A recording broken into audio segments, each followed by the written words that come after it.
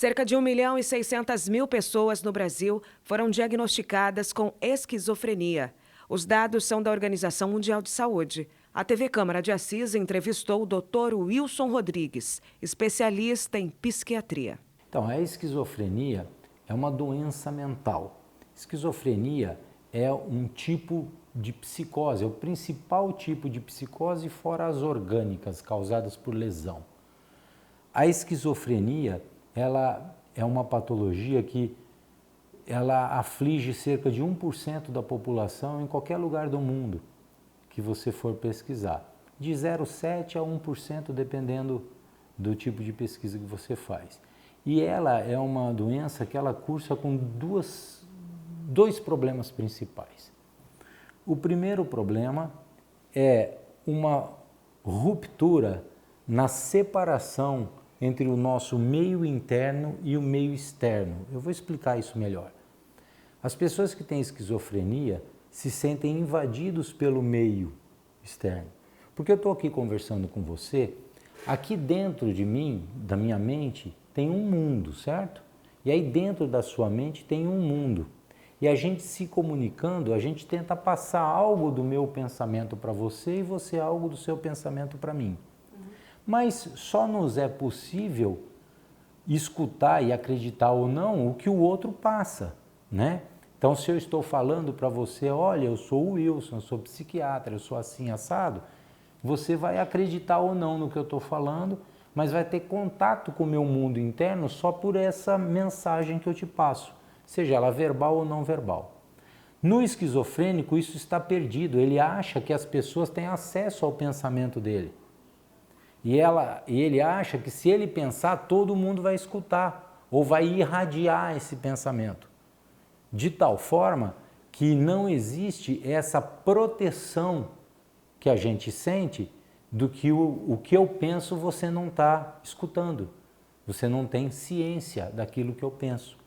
Então essa é a primeira questão importante na esquizofrenia, que é essa ruptura, essa fusão do meio externo com o meio interno. A perda de contato com a realidade. O que é isso? Eu vou dar um exemplo.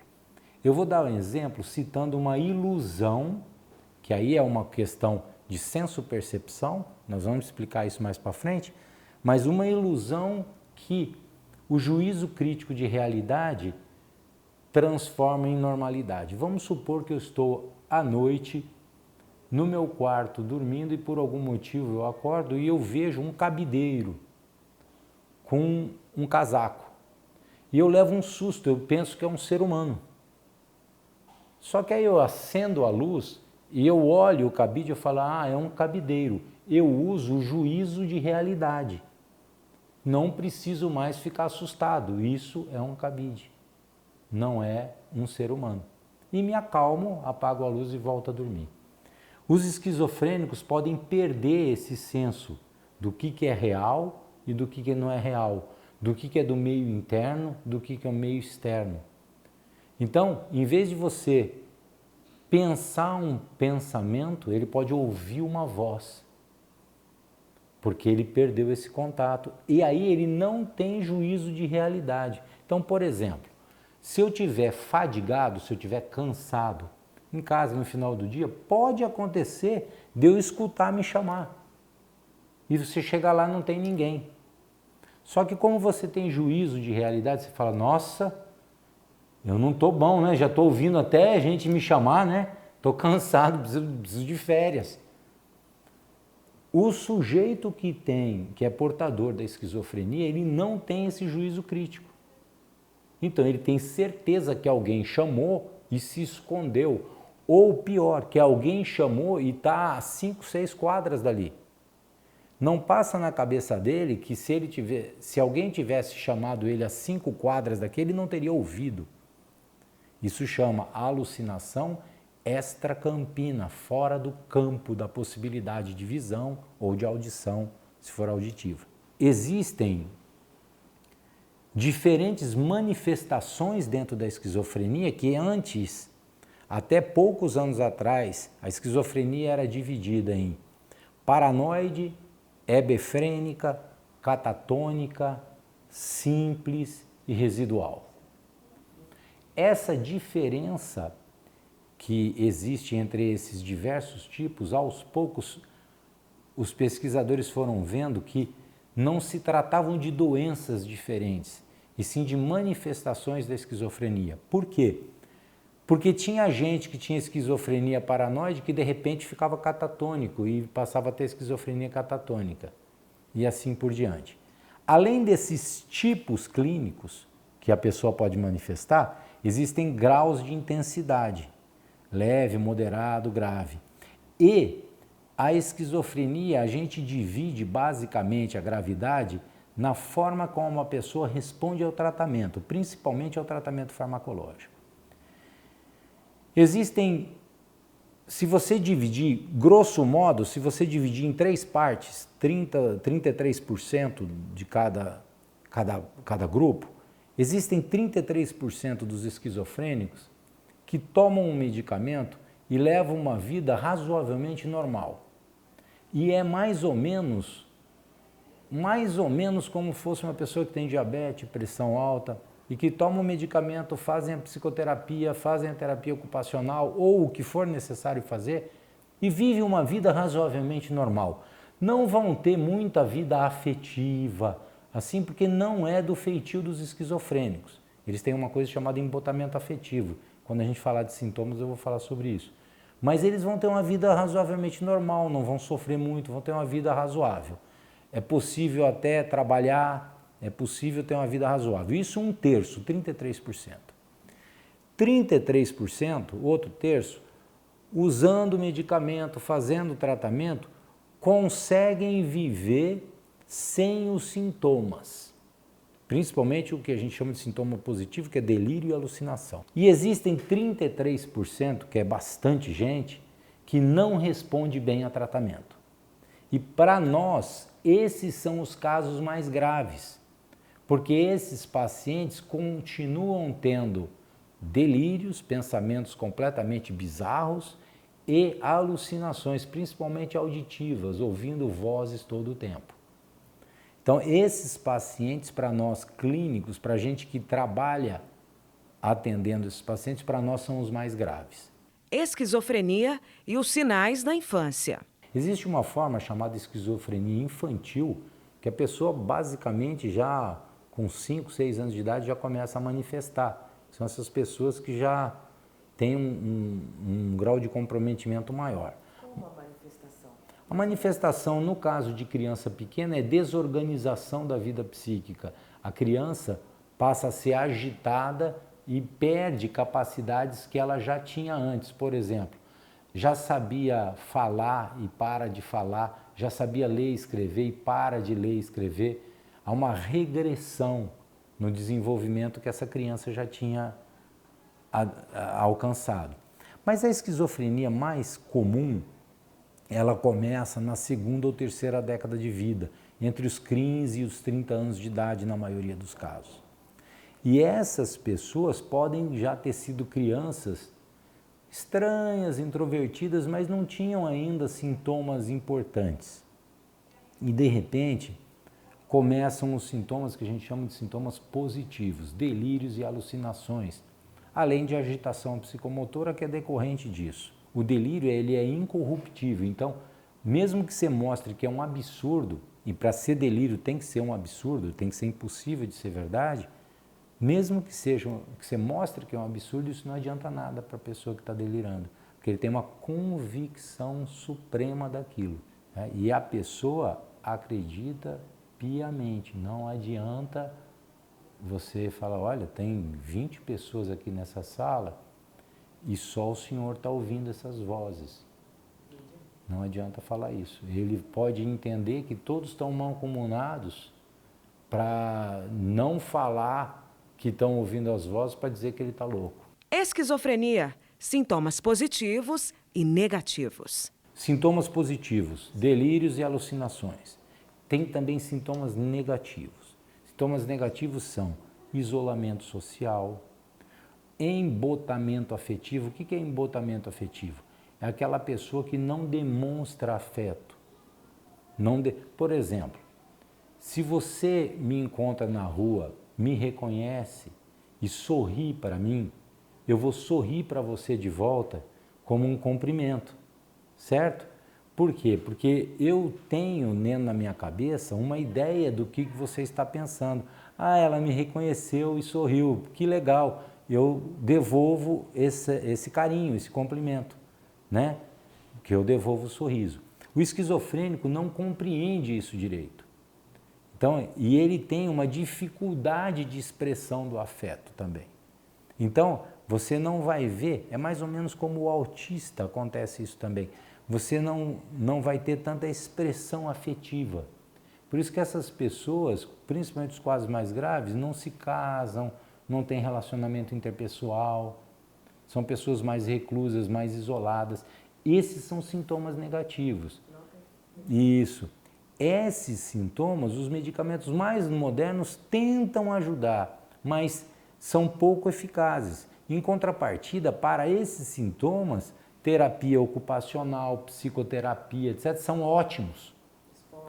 Isso, esporte, toda uma série de terapias que têm que estar associadas ao tratamento farmacológico. Porque não adianta você só dar remédio para o esquizofrênico, ele precisa também dessas outras formas de tratamento, porque tudo isso é complementar, nenhuma é melhor ou pior que a outra. Todos os tratamentos são a longo prazo. Por exemplo, essas terapias, em teoria, é o resto da vida.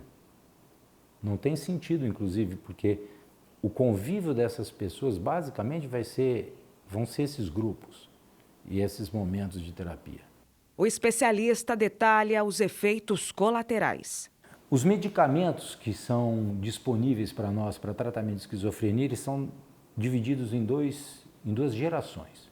De primeira geração, a gente chama de típicos, eles fazem uma coisa, não cabe aqui ficar explicando, mas eles fazem um bloqueio D2, que é uma atividade antagonista de um receptor de dopamina. Essa atividade em si, além de ajudar os sintomas positivos, diminuir delírio e alucinação, essa mesma atividade cria alguns problemas. 2 problemas principais são o aumento da prolactina. Em vocês, mulheres, vai começar a ter lactação, sai leite. E nos homens, ginecomastia, e eu já vi homem com colostro. Que o colostro é aquele primeiro leitinho que vem quando está terminando a gestação, ou logo que nasce o nenê. Por quê? Por causa do aumento da prolactina, que é o hormônio que faz a mulher ter leite. Tem uma outra questão que envolve também esses mesmos receptores D2, que é a síndrome extrapiramidal. A síndrome extrapiramidal faz com que aconteçam sintomas parecidos com a doença de Parkinson. Tremores, discinesias, uma coisa chamada acatisia, que é a pessoa não ter parada. Então, esses sintomas eram muito fortes em alguns dos antipsicóticos típicos mais antigos. Esses que davam muito esses sintomas, a gente chamava de alta potência. Porque se ele dá muito esse sintoma, é que ele está bloqueando bastante delírio e alucinação também, que é o mesmo mecanismo. Então, esses daqui eram de alta potência. Os de baixa potência tinha que usar em altas doses. E aí já começava a dar outros efeitos colaterais. Boca seca, visão turva, constipação intestinal, por conta de um receptor de acetilcolina chamado M1. Ganho de peso e sonolência, principalmente por conta de um receptor de histamina chamado H1. Tontura, hipotensão postural, que é aquela coisa de você levantar e baixar a pressão, por conta de um receptor de noradrenalina chamado alfa-1. É que tem alguns desses outros sintomas que eu quero, não são efeitos colaterais adversos, são efeitos colaterais que eu quero. Por exemplo, esse efeito que eu chamei de efeito H1, que é sonolência e ganho de peso. Vamos supor que eu tenho um esquizofrênico que está magrinho, não come nada e está com insônia. Não é bom eu dar um remédio que faça isso? Eu vou tentar corrigir os 3 problemas, os sintomas positivos da esquizofrenia, a falta de sono e a perda do apetite com um remédio só.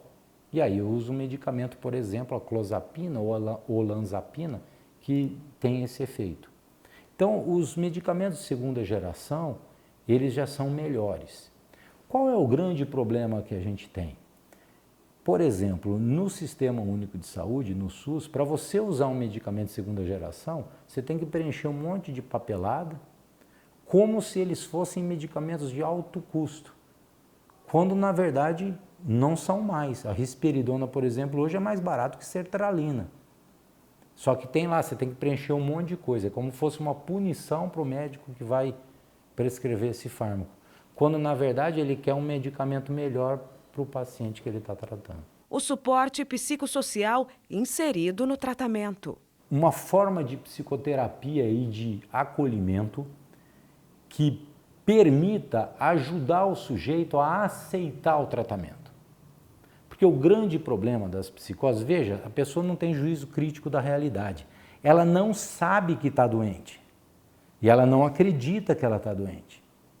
Então, esse é um papel importante da psicoterapia, tentar trazer esse sujeito para o tratamento. Nesse paradigma, nessa ideia, é fundamental que você tenha o apoio psicossocial junto com o tratamento psiquiátrico medicamentoso, porque senão você não vai ajudar sintoma negativo e você não vai conseguir nem a aderência do paciente ao tratamento. Faz parte das estratégias psicossociais, uma parte importante também, a terapia familiar. Isso é muito importante. A desinformação sobre a psiquiatria faz com que as pessoas invalidem a importância de procurar um especialista em saúde mental.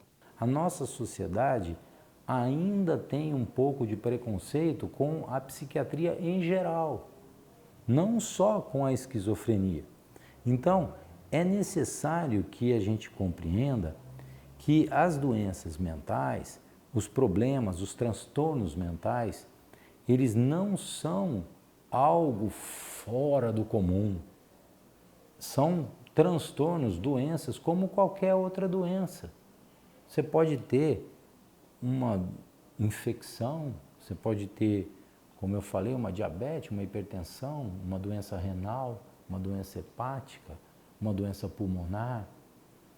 Todas essas doenças, o que você faz quando elas aparecem? Você vai lá e busca o tratamento. No final da entrevista, Dr. Wilson fala sobre a relevância de abordar o tema que esclarece sobre a esquizofrenia. Agradecer muito o trabalho de vocês e a possibilidade que vocês estão me dando de passar essas informações. E saber que existe forma de tratar.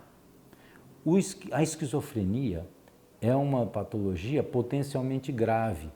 Tem que ser tratada por especialistas. A pessoa tem que ser tratada por psiquiatra, psicólogo, assistente social, toda uma equipe de saúde mental.